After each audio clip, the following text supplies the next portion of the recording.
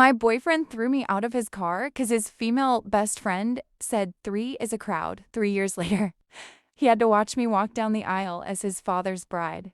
I wish I could tell you this story started with a huge red flag. It didn't. It started with 1,000 tiny ones that I kept painting green because I loved him. Looking back now, I should have seen it coming. I should have noticed the way his female best friend always inserted herself into our relationship. I should have questioned why she called him at all hours of the night. I should have wondered why she hated every girlfriend he ever had. But when you're in love, common sense has a funny way of disappearing. My name is Ava, and when this happened, I was 23 years old and had been dating my boyfriend Ryan for almost 3 years. For most of those 3 years, I honestly believed we would end up married. Ryan certainly talked like we would. He introduced me to his family. He took me to company events. He talked about our future home, our future children, and even showed me engagement rings once. That's why I ignored the biggest problem in our relationship, his best friend, Chloe. Now, before anyone jumps to conclusions, I wasn't one of those girlfriends who hated female friends. I had male friends myself. The issue wasn't that Chloe was a woman. The issue was that Chloe acted like she was Ryan's girlfriend while I was treated like an annoying third wheel. Every date somehow included her. Every vacation somehow involved her. Every important moment somehow became about her. And whenever I complained, Ryan would say the same thing. "You're being insecure." That phrase became his favorite weapon. Chloe could sit in his lap? I was insecure. Chloe could call him at 2 in the morning? I was insecure. Chloe could interrupt our anniversary dinner because she needed emotional support? Still insecure. After hearing it enough times, I started questioning my own sanity. Maybe I was overreacting. Maybe I was jealous. Maybe I was the problem. That's what I told myself right up until the day Ryan threw me out of his car. The day everything changed. It was a Friday afternoon. Ryan had planned what he called a special surprise weekend. He refused to tell me where we were going. He just told me to pack a bag for 3 days. Naturally, I was excited. For the first time in months, it felt like he was prioritizing our relationship. I spent an hour getting ready. I even bought a new dress. By the time I arrived at his apartment, I was smiling like an idiot. That smile disappeared the moment I saw who was sitting in the passenger seat. Chloe, wearing sunglasses, eating chips, and looking entirely too comfortable. She waved at mine through the windshield. My stomach immediately sank. Please tell me she's not coming with us. Ryan sighed before I even finished speaking. The same tired sigh he always used whenever I questioned anything involving Chloe. Ava, don't start. And just like that, I knew this weekend wasn't about us anymore. I stood there staring through the windshield. Please tell me she's not coming with us. Ryan rubbed his forehead. Ava, don't start. That answer alone told me everything. Chloe rolled down the window. Relax, it'd be fun. Fun. Because apparently crashing someone else's romantic getaway was now considered fun. I looked back at Ryan. You said this was a surprise weekend for us. It still is. Then why is Chloe here? Ryan's jaw tightened. Because I invited her. I laughed. Not because it was funny, because I genuinely didn't know how else to react. You invited your female best friend on our anniversary trip? She's having a hard time right now. Chloe immediately lowered her eyes and sighed dramatically. My ex has been posting pictures with his new girlfriend. I blinked. That was the emergency? That was the crisis? I looked at Ryan. You're joking. He wasn't. For a moment, I considered turning around and going home. I should have. Instead, I got into the back seat. The biggest mistake of my life. The entire drive felt like I was watching a couple on a road trip. Ryan and Chloe laughed at old memories, shared inside jokes, played songs they both loved. Meanwhile, I sat alone in the back seat like an Uber passenger nobody wanted. After nearly 2 hours of this nonsense, Chloe suddenly stretched and looked back at me. You know what? I didn't answer. 3 is a crowd. She smiled. Ryan laughed, actually laughed, and something inside me snapped. I leaned forward. You know what? You're right. Both of them looked surprised. I continued. 3 is a crowd, so why exactly are you here? The smile vanished from Chloe's face. Ryan immediately became defensive. Enough.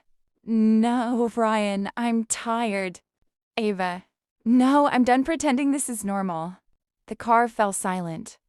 Then Chloe crossed her arms. If you're that unhappy, maybe you shouldn't have come. I stared at her. The audacity. The absolute audacity. Before I could respond, Ryan suddenly pulled the car onto the side of the road. My heart dropped. What are you doing? He shifted into park, then turned around. His face was cold, colder than I had ever seen it. If you're going to keep causing problems, you can leave. I laughed nervously. Stop joking. I'm not joking. The world seemed to freeze. My stomach twisted. Ryan, get out! I stared at him, certain I had misheard. Ryan, we're 2 hours from home. I know. You can't be serious. I'm serious.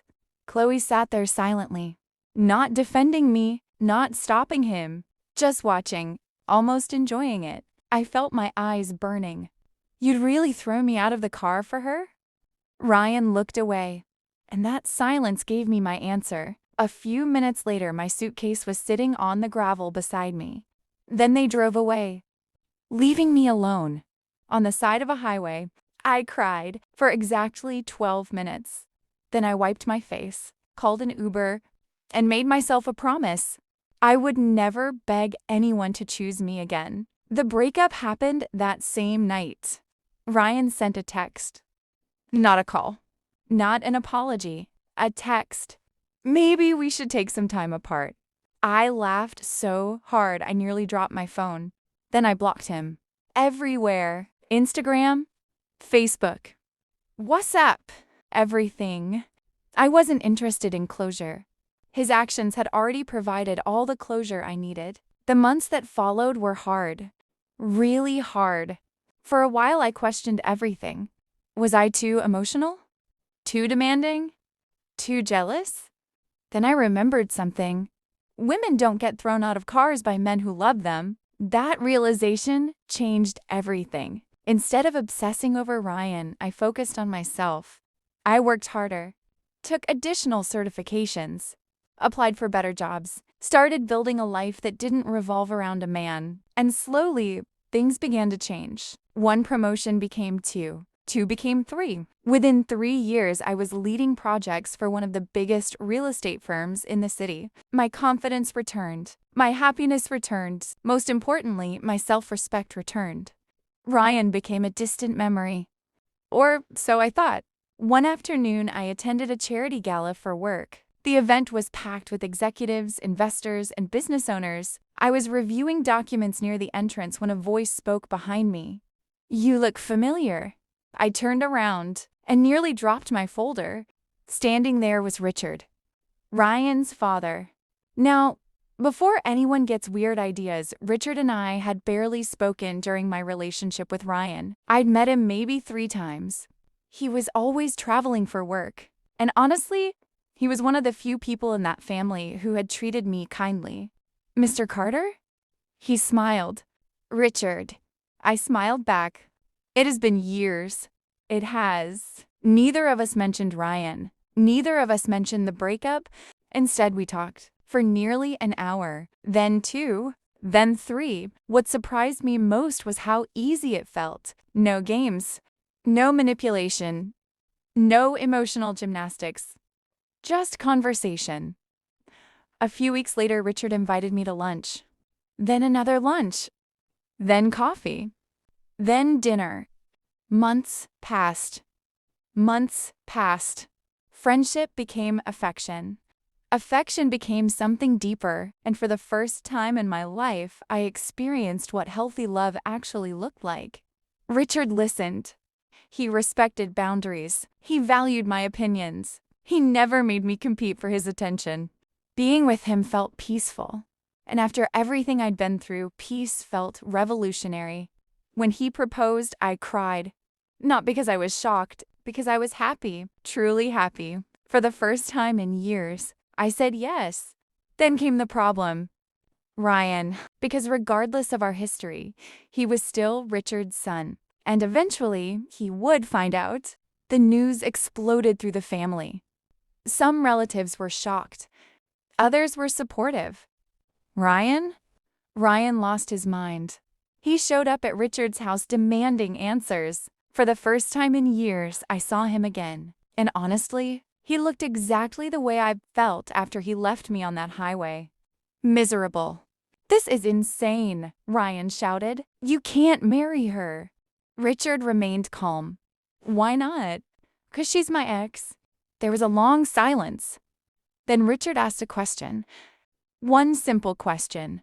The same question that changed everything. "Did you treat her like someone worth keeping?"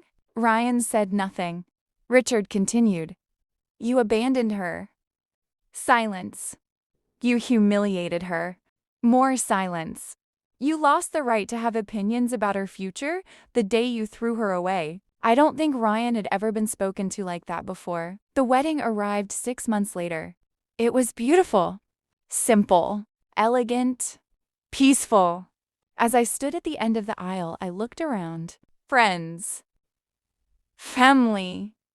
People who genuinely cared about us. Then my eyes landed on Ryan, standing near the back. Watching. The same man who once left me stranded on a highway because his best friend said 3 was a crowd. The same man who thought I would always stay. The same man who believed I would never move on. I felt no anger, no bitterness, no revenge, only gratitude. Because being thrown out of that car had ultimately led me here, to a life I never would have found otherwise. Richard smiled and held out his hand. I took it. Then together, we walked toward our future. And for the first time, I realized something. Sometimes, the worst day of your life is actually the first day of a better one. And as for Chloe, last I heard, she and Ryan finally started dating. They broke up 6 months later because she couldn't stand him talking to other women. Funny how life works sometimes. If you like badass revenge stories, subscribe. Hit the like button and turn on your notification bell. It really helps the channel. Thank you.